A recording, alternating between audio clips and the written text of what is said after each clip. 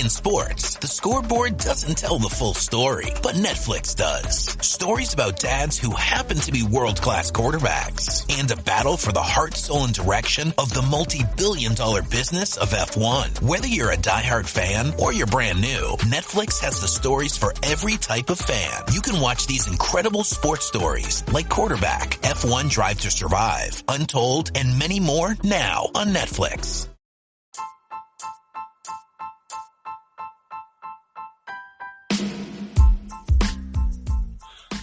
Welcome to the Scarlet Supporters Pembrokeshire podcast. Hello and welcome to this week's Wester is Best for Scarlet Supporters Pembrokeshire podcast. With me, as always, Big M. How are we, Martin? How's your New Year? How's your Christmas? How's things going? Oh, I'm very, very good, and I'm very happy this week. I've no idea why, but I'm very happy. Well, this is going to sound weird to people now, but so we both went to the New Year's Day game, and we actually met up in person for the first time. I think when we actually saw each other, and we were like, yeah, for the first time. It. Which it was like meeting an old friend. Yeah, he's an absolute giant, isn't he? It did feel weird because it was like, yeah, because we've been talking like every week for God knows how long. And now it's like, oh yeah, no, it was first time I met Martin, and there is a photo on Facebook on our Facebook page of it as well. Which and your smile is cracking, mate. That's a lovely smile that you got. Have you seen the photo? Yeah. Yeah, I have had a look at it. It is awesome. I'm glad you were pulling some sort of a face alongside me. So it doesn't look too bad. It doesn't look like I'm a crazy psycho or something. Well, I was laughing at you. I was looking at your face, and you were making that smile. That I was laughing, and then I pressed take the photo, and I'm like, why did I do that? But apparently perfect, man. my old man hat. I've got an old man hat now for that I had for Christmas, which I really like because it's lined and it's really warm. It sounds really stupid, but having a nice warm hat on, it's quite. I know it's an old man thing, but it's really, really nice having a nice warm hat on. So it's officially my old man hat now. Makes me sound like an old man and look like an old man, apparently. So yeah. So anyway, let's talk about the game. What were your thoughts on the Dragons game, my friend? Well, first thing I've got to say about that game is the atmosphere inside the ground was absolutely awesome. I mean, just being, I was one of the lucky people to be on the Scarlets 22 in the first half, so I got to see the scuffle firsthand, and the whole ground, the singing, absolutely everything. It was probably the best atmosphere I've been in for a few years. I think probably La Rochelle a few years ago in the quarters, that was probably the best atmosphere since that game. Yeah. It was just absolutely awesome. And, to win a game against a rival team, all right, it might be the Dragons, but we were, 14 men is no easy task. So regardless of everything else that may or may not have happened, we won a game with 14 men for over half a match. That deserves, a round of applause as it is. Yeah, absolutely. Yeah. And I thought, even from the start of the game, so I haven't had much chance to watch the game back. But the bits that I have watched, actually in the first 10 minutes, there were 2 try scoring opportunities that we didn't take in the first 10 minutes. So normally we come out and we play for the last kind of 45, 50 minutes, don't we? It takes us a while to get going, and we actually started with a bit of a bang. So that for me felt quite nice, especially as it was down the end of the ground where I was down that far end, and everything in those first 10 minutes was right in front of me. I thought this is going to be a good game. We're going to enjoy the first half here, boys. I mean, both tries weren't given, and fair enough. Yeah, there was a knock on and for both of them, but I think the attacking intent that it showed and the determination from the off was superb, and I really enjoyed it. Like I said, I was there for the Love Shaw game as well, and yeah, the atmosphere, particularly in the last kind of 10, 15 minutes, was excellent. And I was happy actually that they left Ken Owens on, and he was, he was winding the crowd up. He was asking the crowd for more and the crowd was giving it, and it felt good. Yeah, there was singing, there was chanting. I haven't heard singing there all season. Genuinely haven't. I've been to a couple of games, not all of them, and it's just felt flat because we haven't really got into that game early. And on Saturday, even when we were behind, and we were behind for a fair chunk of that game,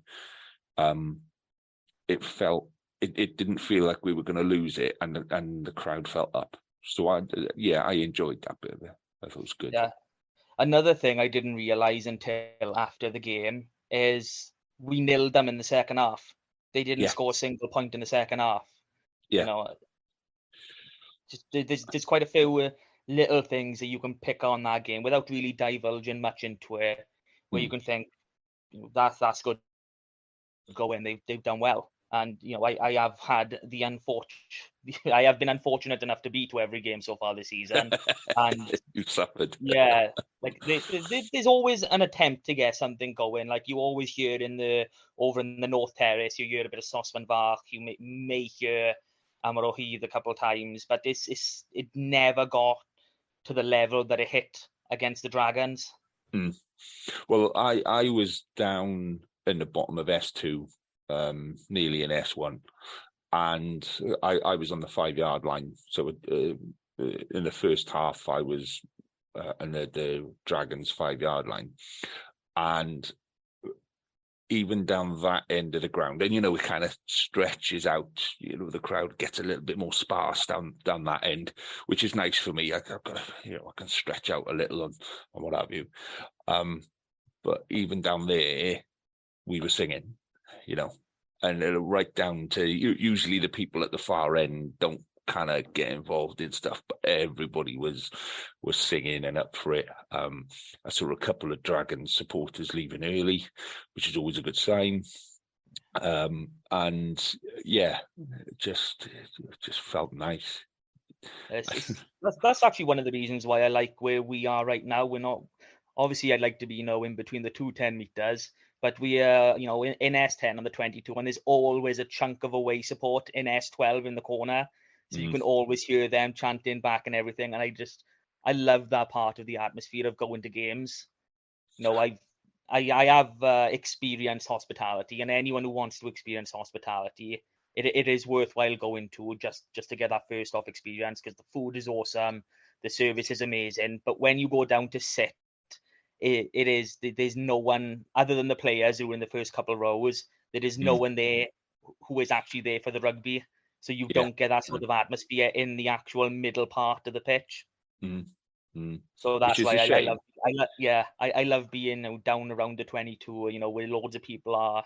I would go in the terraces if I could stand for a whole game, but that's a different story altogether. Well, I've got to be fair to the Dragons. They brought quite a few supporters, and they played their part in that game. They were giving a fair bit of it, particularly when they went in front. They did kind of get up and what have you.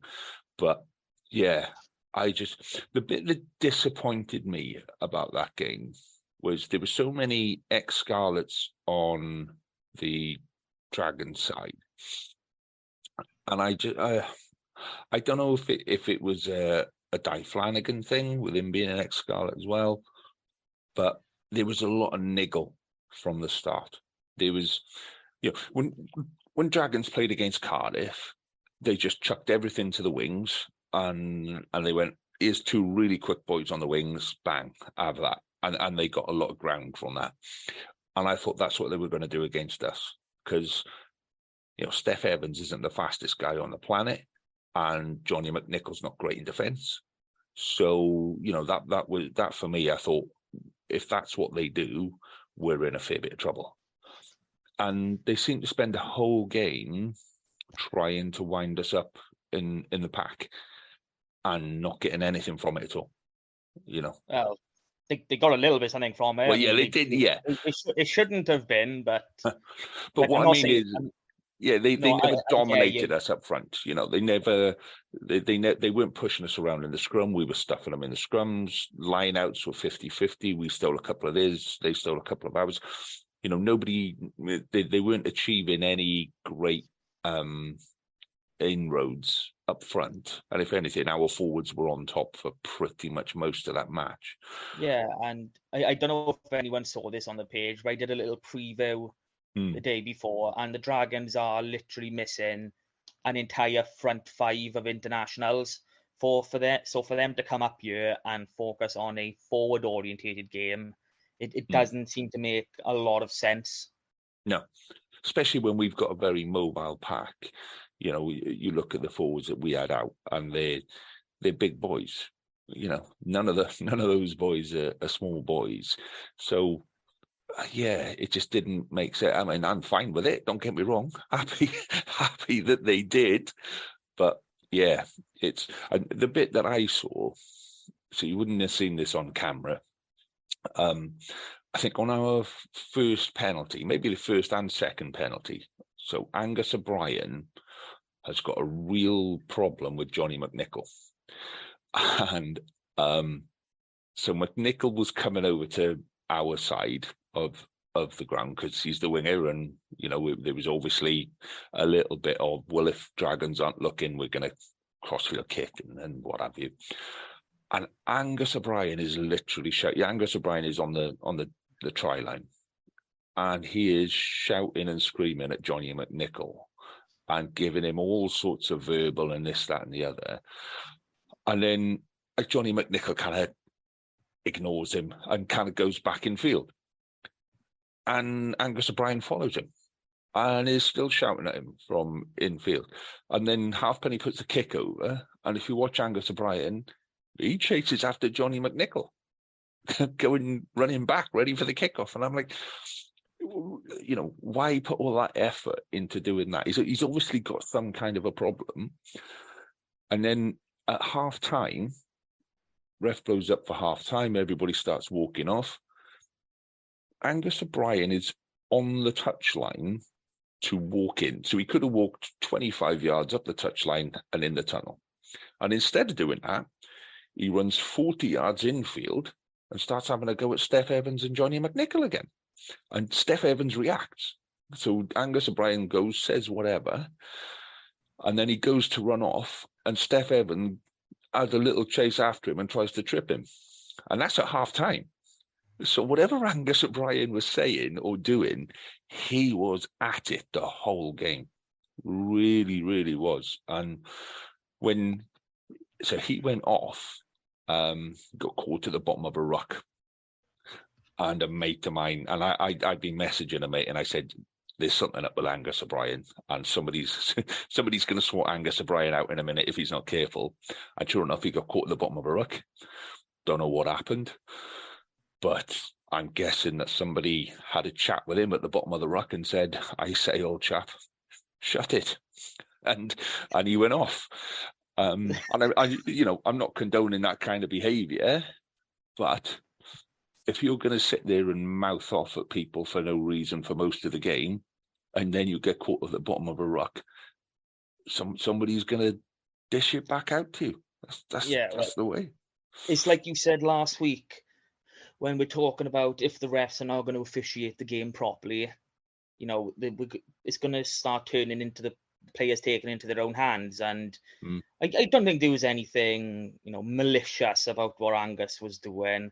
I think it was very much a ploy. He was here for a couple of seasons. He knows the boys. He should really know how to wind them up. So I think that was really, his first job was, catch a ball, defend when you can. Your second job is wind all the boys up. He maybe took it a little bit too far, but, it doesn't really matter. It didn't it might have affected the game in a positive way for us. Well, that was kind of, you could see it was building, and you could see it was building. and then 30 minutes into the first half. So this was right in front of you, and I had kind of like a sideline view of it. So what did you make of that incident with Callum Mahoney? I got no problems with Callum Mahoney being given a red card. He came in from outside and tried to lamp someone and then kept going with it. But what did you make of that whole incident, start to finish? Okay, watching live in the ground, the first thing I saw Ashton Hewitt get up. I didn't really see much of what was going on there. But what I did first see is Moriarty reach over for Callum Mahoney a couple of times. The first time I thought he might have gone for a gouge, and then the second time you could see and you could hear the rip of the scrum cap where he'd literally torn it before he went after it again. And I was thinking at that point, you're getting a red card for that, mate. You can't just literally destroy someone's property, let mind on the rugby pitch, and then holding it on the head. And then, okay, I'm not going to condone Callum Mahoney's actions, but I don't entirely blame him for swinging afterwards. I mean, watching the replay, it only went up on the big screen once, and Ben Whitehouse weren't even watching for the first half of it. So, you can see what starts it all. Sam Lousy has got, Ashton Hewitt's shirt over his head, and he just holds him on the ground, a second or two too long. But he's taken him into touch, hasn't he? Lousey's kind of taken him into touch. Whistle's gone. There's no chance of a quick line out there anyway. And Hewitt's objected to that. Yeah, Hewitt's lost the plot, and he's done some sort of underarm swing. He has gone to punch somebody and just totally missed, which, refs didn't look at, which I'm hoping the citing officers look at it, because if they're going to send Callum Mahoney off for swinging and making, a big fuss over it, then something should come from that. And then Callum Mahoney was in that little scuffle, and Moriarty went for him first then, and then when Cal went off to the side a little bit, Moriarty followed him, so he was targeting Callum Mahoney. So, it was, preordained. Like, that was the plan. If you get a chance to have a niggle with this player, you go for it. And by God, did he? It's not something we see very often now in the game, and for good reason. It used to be before there were cameras around the pitch, you could get away with that sort of stuff. You could get away with a niggle. You could get away with, undoing people's laces and the odd trip and, the off the ball stuff. You can't get away with that now. And that's why I'm surprised it got to that level with people like Moriarty, because he was one of the ones winding people up and what have you, and Basham was. So they'd been getting away with a lot of niggle throughout the game that hadn't been dealt with. Whitehouse didn't deal with it. He kept warning, saying, any more of this and somebody will be going, and then bang, So he'd seen that was coming, and you could see that there was niggle building in that game, and because he didn't deal with it effectively to begin with, which is the right time to deal with it. Yellow card 10 minutes, 15 minutes into the game sends a message to players that says, I'm prepared to do this. And if you're going to carry on, being an idiot, then you're going to go. And what happened was half an hour in, he hadn't dealt with it at 10 minutes or 15 minutes, and it got worse and worse and worse. From where I was sitting, it looked like my first reaction was Hewitt had been, let's say, his shirt was coming over the top, and you could kind of see a couple of rabbit punches going in. But I was like 40 odd meters away, so I can't say for definite that's what was happening, but that's what it certainly looked like. And then everybody just reacted and kept it going. And I said, I got no problem with Callum Mahoney being red carded. I got no problem with his actions, because if you're playing and you're seeing one of your mates getting banged on the floor, he's on the floor, he can't defend himself, and somebody's standing on top of him and punching him, you're going to go in and you're going to defend that player. You're going to go in and you're going to take that guy out, and you're going to let that guy know that that's not acceptable behaviour, because the referee's not done it. So I'm going to go and do a little bit of refereeing myself, and I'm going to let him know that that's not acceptable behaviour. So, a little bit me is, I think the Dragons may have done us a favour. Genuinely do. Because the reaction after that was immense. There is no doubt there was one hell of a reaction from that, and you could see it all through the second half. It was all the intensity level had gone way through the roof. I mean, we're not talking about fifth or sixth gear. These boys were up in eighth or ninth. And I mean, they were literally, especially in the last 15, 20 minutes, the hits that were going in just... I think the Dragons had their last sort of entry into our 22 around the 62-minute mark, when that was the last time they had any serious threat. And it was from that point onwards that the boys were just hitting lumps out of them. And they were saying, you're going backwards. I don't care, if you've got the ball, if you haven't got the ball, I'm coming through you. Yeah. And I think that was the encouraging bit was, we've been questioning our defence up until, this game. We have had issues in defence where we've defended maybe the first 3 or 4 phases, and then we get a little bit loose, and then we get to 7th or 8th phase and people start running through us. We were solid in defence. We weren't letting the Dragons get beyond the 3rd or 4th phase, because by 3rd or 4th phase we were turning the ball over, and I think that was the difference. The intensity around those first 3 or 4 phases just put the Dragons on the back foot, and they were either kicking or we were turning the ball over. So when you talk about have we made any improvements, what did we see in that game, I think our defence was absolutely outstanding in that game. It really was. And I've looked at both the Dragons' tries, and the first one early on, it was a case of Blacker and Roberts, they both shot out to the line together, and there was a bit of miscommunication who was meant to take on Rio Dyer, who was making him, and Dyer slipped through and made up the assist. But that was Roberts' first game back for the Scarlets since the Stormers back in April, May time. So a bit of miscommunication early in the game. I'm not going to put too much pressure on the lad, especially considering his age and the fact that it's his first game back. And their second try, I'm not quite sure how that gap opened up for Lewis Jones.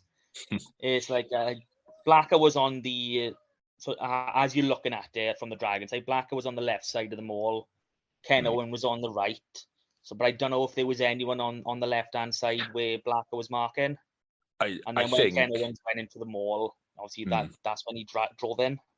I think, it was, 2 minutes after Callum Mahoney had gone off. And it feels like that would have been the area that Callum Mahoney would have been defending. And it was just a case of we didn't kind of adjust quick enough to what was happening.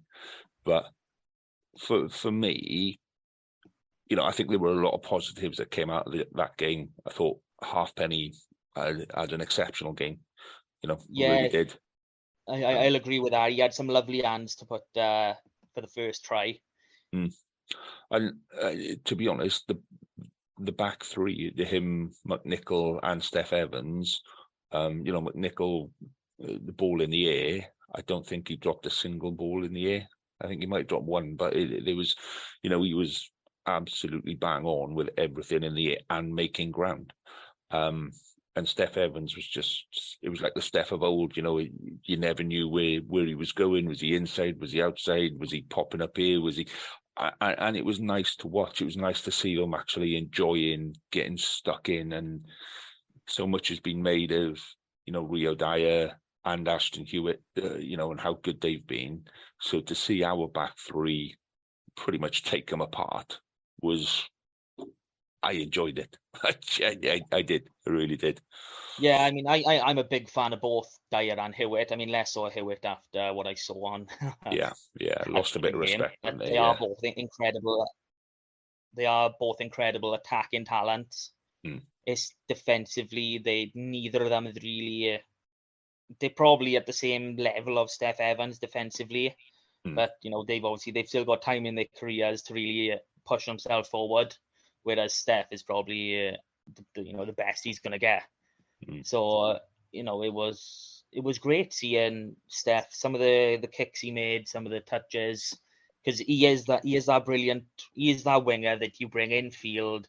You have him around the ruck because he'll dance around you inside of a phone box. Yeah, That's the spot. He's not an out and out pace winger. He's a little jinker. yeah. If Shane Williams didn't have his pace, they'd be exactly the same player. Yeah, and I think that's the encouraging bit. It felt like a positive game to watch, even with the red card and all the niggle and all of this. It felt like we were trying to play positive rugby. You know what I mean? There were loads of, like when Scott Williams went off, that came from making a break, and then just that last pass wasn't there. Do you know what I mean? But there were lots of stuff there that we were looking at and going, actually, it feels quite good that we're trying to make that now. Yeah, I'm actually going to look at the red card as a positive. So Callum Mahoney, I think he's played like 95% of our minutes this season. He is a very old man in terms of rugby. So he's now going to get a break up until, one of the fall weeks in the Six Nations. And we are now effectively going to be forced to play Carwyn to a Piloto at 8. And this is going to be a big development phase in this boy's career. And I think it's going to be not make or break, but I think it's going to be a massive step up for him, because he's going to know now he's going to have 4 or 5 games where he's wearing that number 8 shirt. And I think that's going to do wonders for his confidence. And we're really going to see the type of player that he's going to become. Well, I think this red card is going to actually work out in a positive way for us. I think it's probably the turning point in our season, that red card, because of the reaction that players had, because you just got this feeling that people were going like, right, no, enough now. You know what? If you want to come and try and do that kind of stuff to us, yeah, you're going to get sorted out. But actually, you can come and try it, and we'll still beat you with 14 players. We'll put that extra. And sometimes you need a turning point in the season. Cardiff had theirs earlier in the year with the egg gate thing, and they were under a lot of pressure off the field because of that, and that kind of seems to have galvanised them. And I think that the amount of pressure that Scarlets have been under. I saw a comment earlier this week that Dwayne Peel's lost the changing room. I can't see that at all. I cannot see that at all. And when you listen to him talk after the game, and they said, "Oh, what did you say to players at half time?" He said, "I didn't need to." He said, Ken Owens, Jonathan Davis, who again I thought played absolutely superbly. They did all the talking for me. The players did the talking. The players took control of that game. So that just says to me the stuff that they've been doing up until then on the training pitch is actually starting to work. Because that's, as a coach, that's what you want.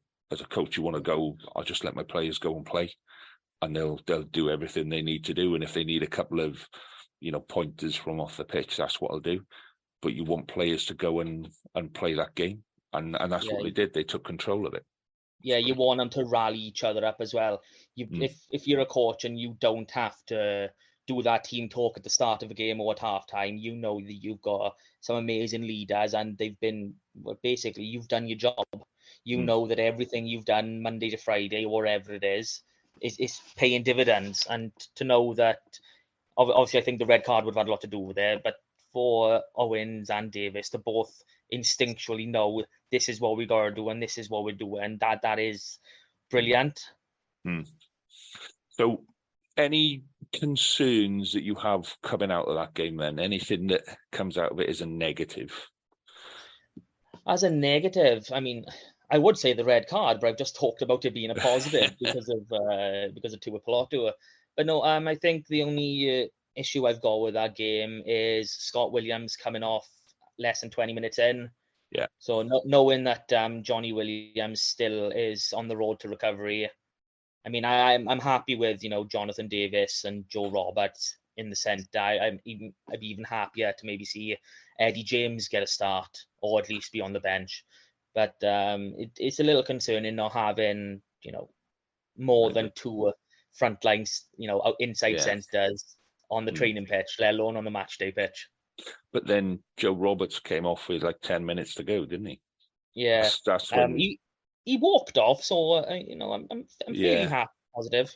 I think he had a bit of a bang on his knee, didn't he? And he had, because that's where his injury was, on his knee, and then I think that's a precaution more than anything.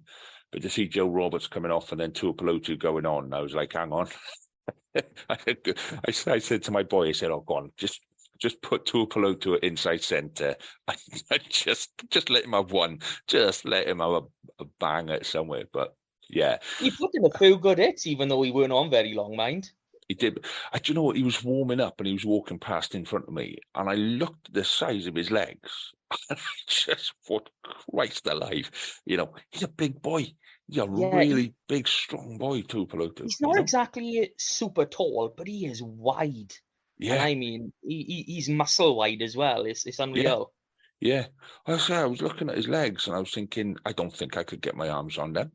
If I couldn't get my arms on them if they were static and we were doing tackling practice. Let me show you how to wear on his ankles, let alone his thighs. Yeah. So yeah, I think that's I say the negatives for me coming out of that are injuries to the two centres. Yeah, but I thought Dan Davis had an excellent game coming back into it. I thought Shingler had a really good game, apart from that one mistake he made early on in the game where he decided to go blind on his own. That wasn't a mistake. Hewitt put his hands on the floor right in front of Mike English, and he didn't say anything. So if you want, when you do get a chance to watch it back, just watch. I think it's like a minute 20, a minute 30 in, and you can see Hewitt over the ball, and then he puts his hand outside to the left, outside of the ruck, less than a meter from the touchline, and he's allowed to continue. It probably was a mistake to go blind, but that was never a penalty for the Dragons. That should have been a penalty our way. The rest of the game, though, I thought Shingler was really, really good. Because he's another guy that's kind of aging a little and has been out with injuries and has come back and is actually looking quite sharp. Yeah. My only issue with Shingler is him and Blade, if I'm honest, they are both the lanky, athletic six, and there's not a great deal of them around. So when it comes time to replace them, because I think Blade is going at the end of the season, not 100% confirmed, but just what I've heard through the grapevine. But I think it's going to be really hard to replace them like for like. Yeah. So that's my only real issue with those players. Not that they're not good, not that they're not playing well, is that it's going to be a bloody hard job to replace them. But then you've got someone like Ewan Shenton and Josh McLeod who can both play at 6. They both play 6 and 7, who are, they've not got the height, but they've definitely got the athleticism and they've got the speed and they've got the fitness. I think you get that. Well, Shingler was always 6 and 7, wasn't he? He was a lock at the beginning of his career, wasn't he? Yeah. He was a cricketer, wasn't he? He was signed for Glamorgan. He played for England under 21s or something. Yeah, he was given his height, I wouldn't like to face a fastball coming down off that. But I think the good thing now, and this is what I said the other day, what I would like to see from Dwayne Peel now is to come out and say, look, after the Cardiff game, I think the Cardiff game needs to be treated differently because it is a local derby. After that, it's all about development for next year. So we are going to bring in the younger players. We are going to see who's going to play. I'm sort of half with you on that. I think we've got a real chance to progress and get a bit of knockout rugby in with us with the European games. So I probably would wait another. I'd start integrating now. I would be thinking, whoever's my senior players who I'm thinking, I'm going to give you a rest. I'd start thinking, you take 5 on the training pitch and let's focus more on these boys coming in here. Do it that way to start, as you have to, really. You can't just pick someone out of your bloody academy and go, okay, you're starting tomorrow. Like what? I'll get my boots. Yeah, I think the focusing on Europe, absolutely, because there is an opportunity to do something there. But certainly URC, I'd be quite happy not to sacrifice games, but to go into games knowing that we're looking at development of players rather than points and wins. Which, game plan and players development. I mean, there's only 2 games in the URC left that we care about, and that is Cardiff away and then Dragons away the last game. Yeah. So there's going to be a nice big chunk, and Dragons away being the last game. If we are putting the development and we are doing it right, those boys should be ready to take on a game like that easily. Yeah, and last week's game makes that one a little bit more niggly, doesn't it? It adds a little spice. Callum Mahoney can have a rest till the week before the Dragons game, and then he can play those 2 games to end the season. Yeah, him and Moriarty can have a 5-round fight just as part of the pre-game warm-up. It's Judgment Day. In the tunnel beforehand. It's a nice big tunnel down here. Yeah. So, what about this weekend then? So Cardiff, 5:15. I'm sure 5:15 kickoff, isn't it, on Saturday? Thoughts for that game? What's that? What's your thoughts for that game, for the Cardiff game? I'm really unsure with Cardiff because I haven't watched this week's game, but I have watched the majority of the games throughout the season, and I don't see them as a great team. I mean, they're winning games, yeah. They're playing some good stuff here and there, but I don't see nothing intimidating from them. I don't see one area of the game that they really dominate in. I know there's been a lot of praise heaped on Thomas Young, but I don't think he's doing as much as, these commentators are making out. Like, some of his turnovers, they are blatant penalties the other way, because he's very much in that mold of forearms on the floor and pull back, which should be a penalty to the other side. So, I mean, the only problem I see against Cardiff is Liam Williams being fit, because, he's the type of player that likes to take exception when he faces an old team. Yeah. So he's probably my big worry. There's no one else really there that causes mass problems in my eyes. I mean, they have got a good team. I'm not saying they're crap. They should be at the bottom, because they're not. They've got some really good players, but as a team, I don't think they play all that well. There's not many players missing from. I think Dylan Lewis and Max Llewellyn and Friesland are their only injury doubts. Yep. So they are more or less coming at us full throttle.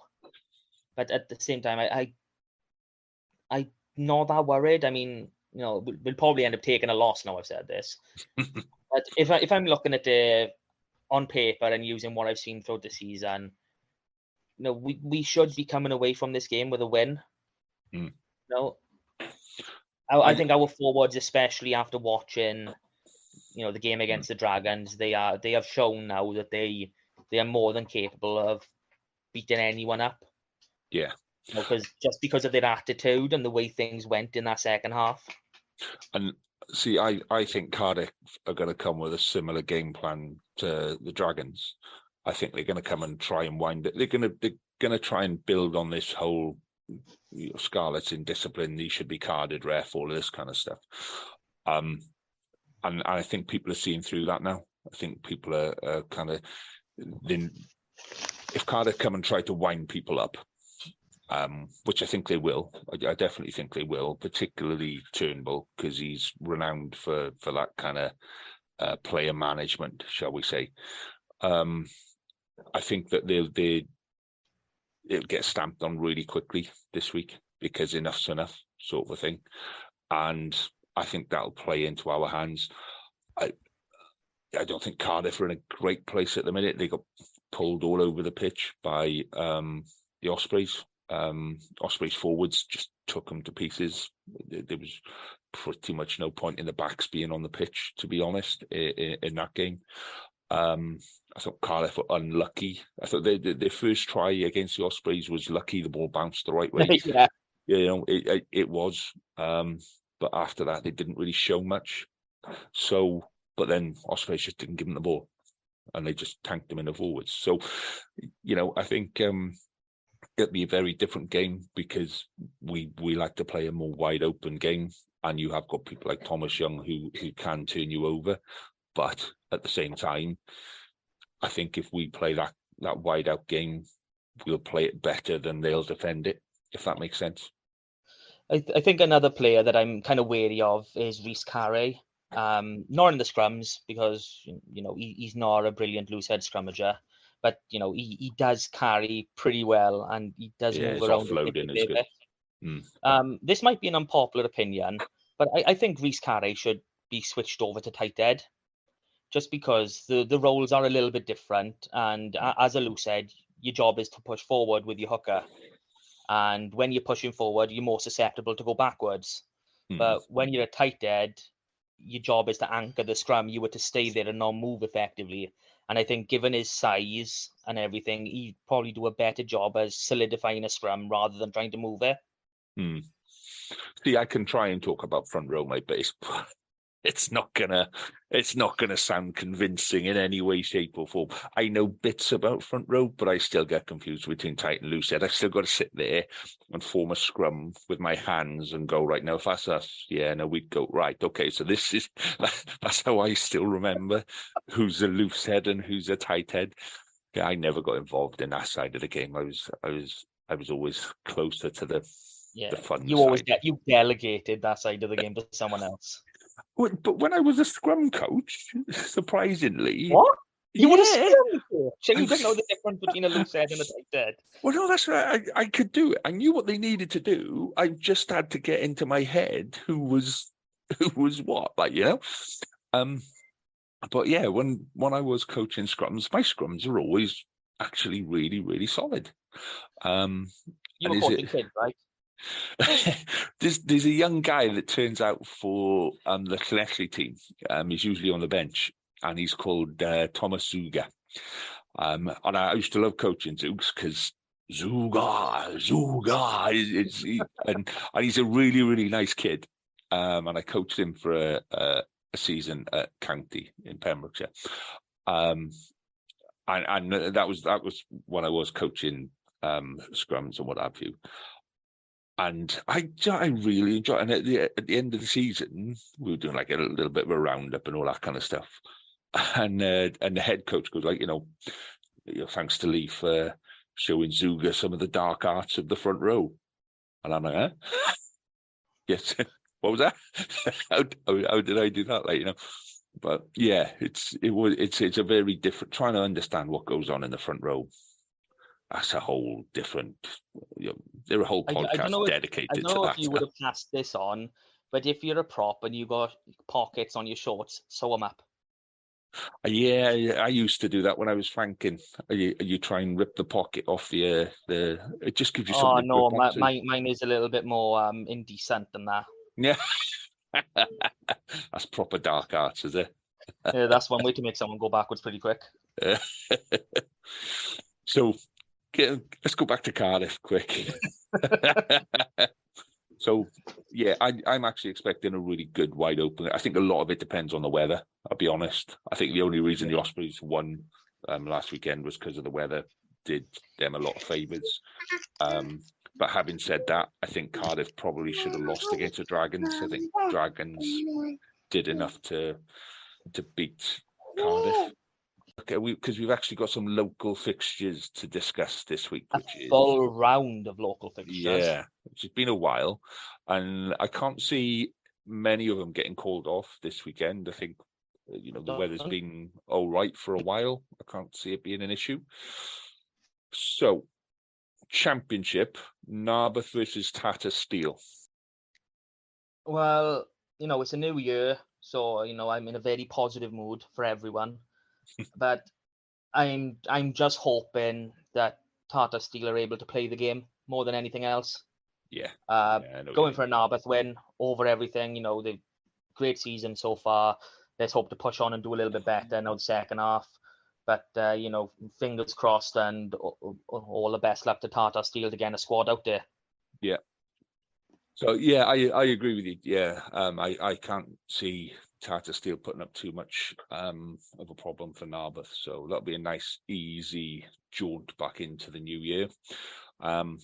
However, then we move down into West 1, different. I don't think any of our sides in West One have got an easy start to the season.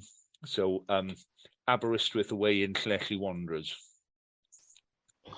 Well, Aberystwyth have been really strong. I'm actually really disappointed with Llanelli Wanderers, just because their coach is the Llanelli Dewar Shield coach. Right. And, I've been expecting more of them over the last season or two, and they haven't really done much. So I'm going to back Aberystwyth. I mean, there's potential for me to attend the game, because I was actually coaching with Llanelli Wanderers age grade a few years ago. So, who knows? I might turn up that day, maybe get a few photos. Probably not, but I might. So Aberystwyth for the win for that one. Yeah, and I'd agree with you on that. It's they've been building a bit of momentum lately, so yeah, I agree with that. Pembroke at home to Newcastle Emlyn. Now, the my brain is telling me you've got Pembroke, who haven't won a single game in the league, and you've got Newcastle Emlyn, who are pushing for first place and promotion. Yeah. So you've got to go with Newcastle Emlyn, though I have got my fingers crossed, and I am secretly hoping for a Pembroke win. Yeah, and I'm in the same place. I'm hoping that Newcastle Emlyn will just kind of take them a bit lightly, maybe not send it top side, maybe the weather might kind of play into Pembroke. I just like to see Pembroke get a win from somewhere between now and the end of the season. So I'm pretty much going to predict a Pembroke win every week between now and the end of the season. Whether it happens or not is neither here nor there. But that's my thought anyway. That's my educated guess for the rest of the season. At some point, Pembroke have got to pull something out of the bag somewhere. So then, like you say, Pembroke and Newcastle Emlyn is top versus bottom, and then you've got Crymych and Pencloud, which is more or less the same. Yeah. So Crymych are top, Pencloud are 2 places above Pembroke, but they've only won 1 game. So, it's not a great one. So I can't see Crymych losing that one myself. No, they've got to win. If they've got any hopes of pushing on. I mean, I have they lost a game in the league yet this season? No, they drew one. They drew, Vellevold, wasn't it? Yeah. 12-all. Yeah. Yeah, so they've still got a lot of hopes of going up, and I'll imagine they will go up with the splitting of the championship into 2 leagues. So as long as they keep up the way they're going, then we'll get to see a few more Pembrokeshire teams in this new level Championship West or whatever it's going to be called. I don't think we'll do that on a different pod. We're not going to go down that route now. So yeah, I agree with you. It's a Crymych win, quite comfortable in that. So and then Whitland at home to go sign on. So Whitland just above Pembroke, go sign on mid-table, not really got much to play for. And go sign on, that might benefit Whitland a little. Yeah, we've said it all season, we don't know what this Whitland team is all about. They've got to perk up at some point. So, new year, new Whitland for the win. Yeah, I'll go with that as well. Just because it's always one of those things after New Year that you're never quite sure how that New Year break kind of affects your players, affects your team. Some of them, you always use Christmas as a bit of a cut-off point. And if you're one of those older guys that kind of, I'll give it another season, or I'll just see how it goes till Christmas, sort of thing. You might turn around after Christmas and go, actually, it's not working for me. If you're playing for good sign and you're mid-table, you're not pushing for the top. You're not in a desperate fight at the bottom. You're kind of in a nothing zone. Do you know what I mean? And you can lose a little bit of the enthusiasm for the game. So that's what I'm hoping. I can't see it, but I'm going to go for a Whitland win on that one as well, just to start the year in a nice one more than anything. So Two West then. Who have we got in two West? Let's have a look at two West. We have got Fishguard away in Kidwelly, first of all. Yeah, I mean, Kidwelly, they are more or less back to where they were last season, pushing for the top spot. So unfortunately, I can't see anything other than a Kidwelly winning this game. As much as it'd be good for Fishguard to try and get out of the mid-table mediocrity as you've just described. Yeah, I just can't see it happening for this game. Well, Fishguard did play a game a couple of days ago. I think it was New Year's Eve or New Year's Day, which was a Pembrokeshire Cup match against St David's, which they won quite comfortably. They had to rearrange the pitch. I think it was one of those rearranged games from earlier in the season. So they have got the Pembrokeshire Cup that they're involved in now. Maybe that takes a little bit more focus. Like I say, Kidwelly are second in the table, I think, second or third. Yeah, they're just above Nantgaredig, aren't they? And potentially could push on. If Pontedilais slip up, then Kidwelly could nip in there and give them a bit of an uncomfortable end to the season. So yeah, unfortunately, I'm going to go with Kidwelly. As much as I'd love to go for Fishguard, it's Kidwelly for me on that one. Milford get a trip up the line to Mumbles. So neither team having a fantastic season, No, I mean, Mumbles are, they've won a few games, so they've got that for them. Where Milford, I think, is only the one victory, if I'm right on that. Yeah. So it's gonna be not exactly an even battle. I'd say Mumbles will probably edge it, but New Year, let's stay positive. Milford for the win. Yeah, me too. I'm in the same place. I can't see it happening, but I'm not putting any money on it. So let's go for a Milford win. Then we got this game could be the interesting one. This could be the one where Pontedilais do slip up, and that's Tenby at home to Pontedilais. Yeah, this is a big game for Tenby. And every game is a big game for Pontedilais if they want to win this league. So obviously they're going to be coming fully loaded. But Tenby, they started the season well. They've had a bit of a lull, but they've still got an opportunity to really push on and challenge for promotion. So I'm hoping, and I'm going to back Tenby for the win. Yeah, me too. Because I think Tenby level with Nantgaredig in third and fourth, both on 23 points. So if they can nick something out of this game and they can take something out of Pontedilais, that pushes them up to third and within striking distance of Kidwelly. So yeah, I think this could be it's one of those games that kind of defines your season, where if they win this game, that says what you do for the rest of the season.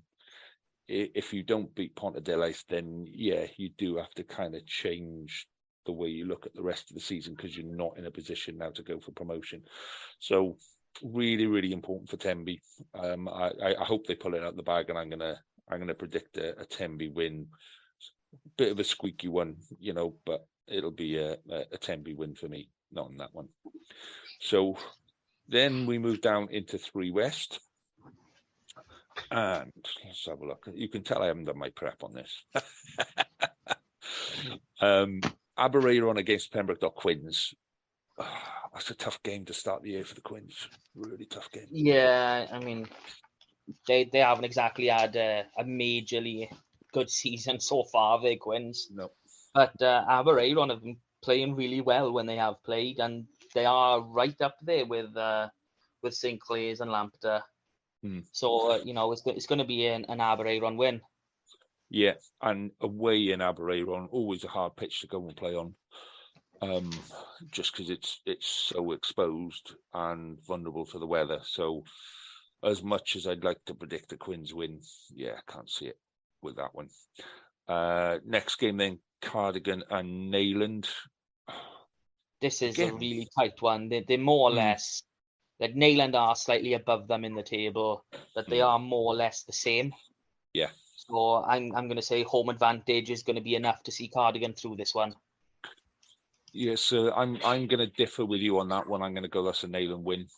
I just think that because they are quite close in the table. Nayland have got a few more wins. They've got 2 more wins than Cardigan so far this year.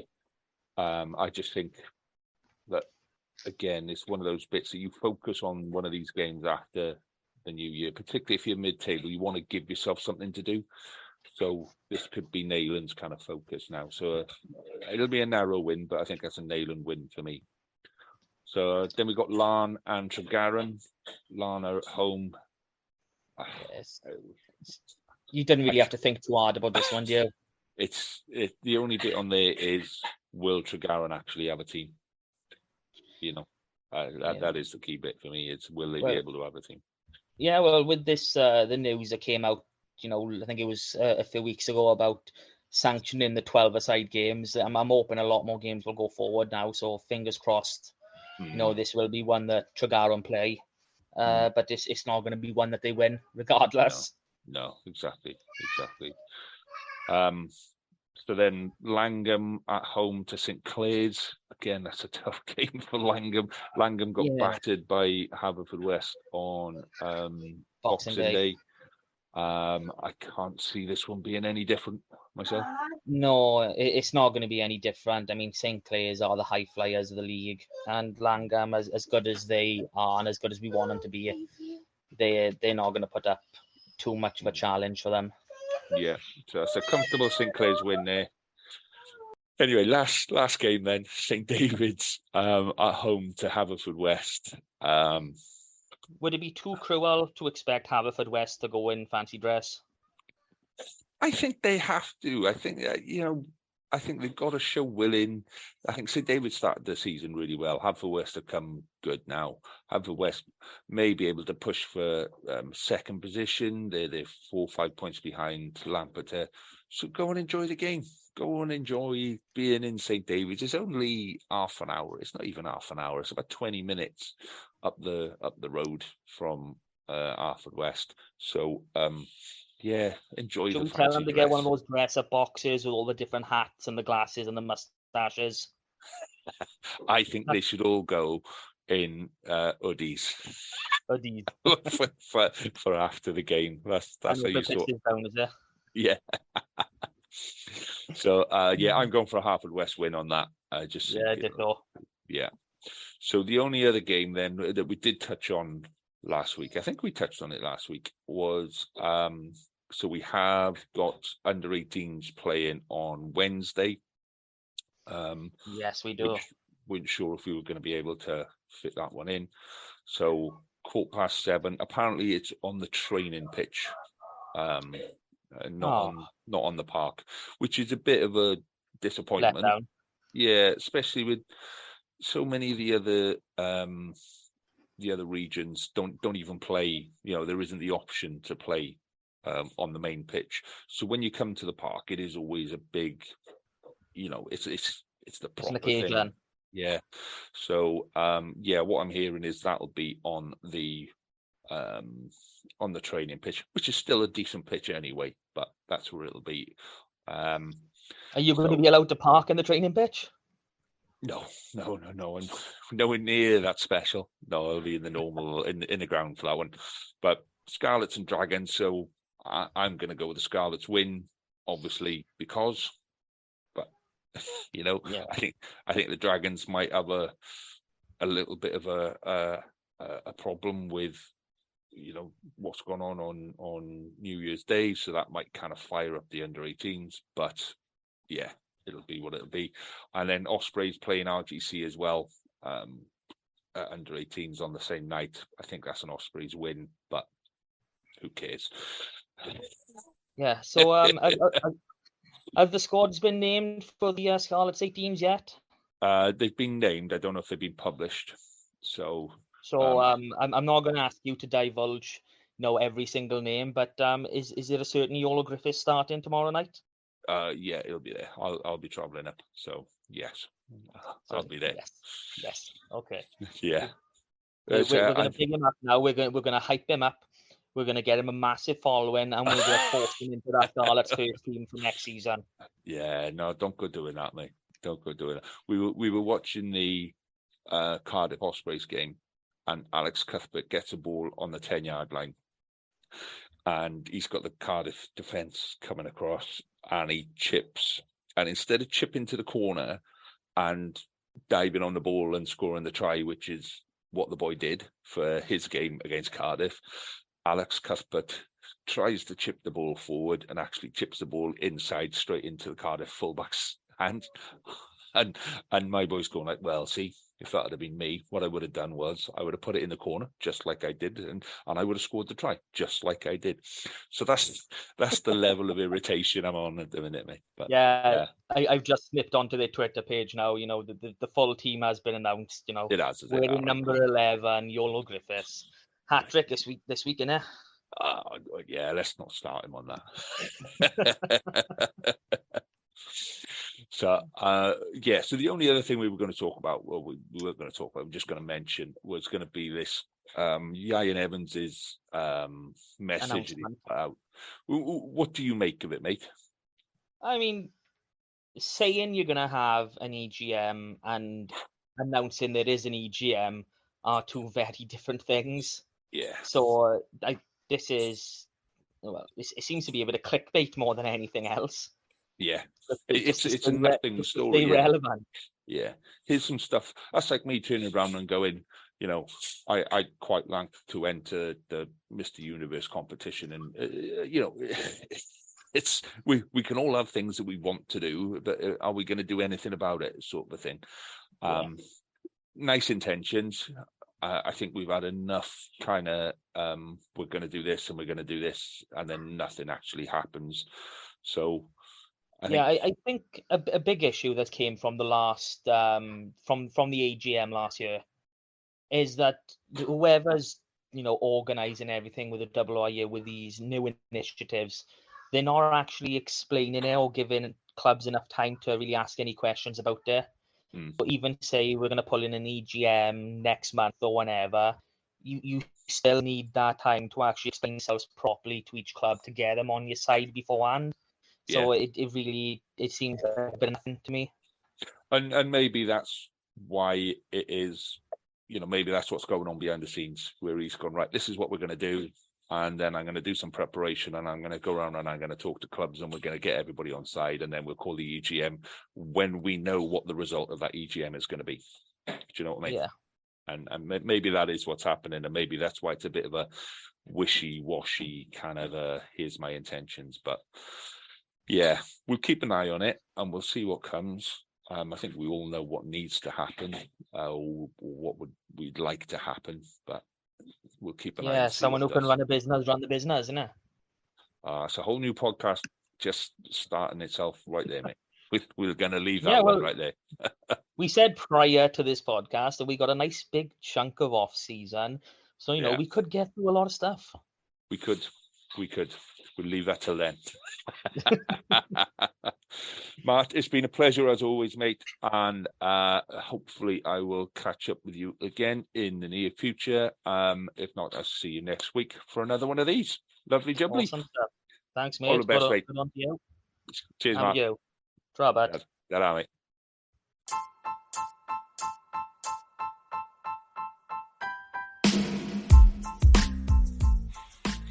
You have been listening to the Westerer is Besterer podcast from the Scarlet Supporters PEMS team. You can follow us on Twitter on Scarlet PEMS, find us on Facebook with Scarlet Supporters Pembrokeshire, or email us on scarletspems@gmail.com. And remember, West is best, but Westerer is Besterer. Cheers. Sports Social Podcast Network.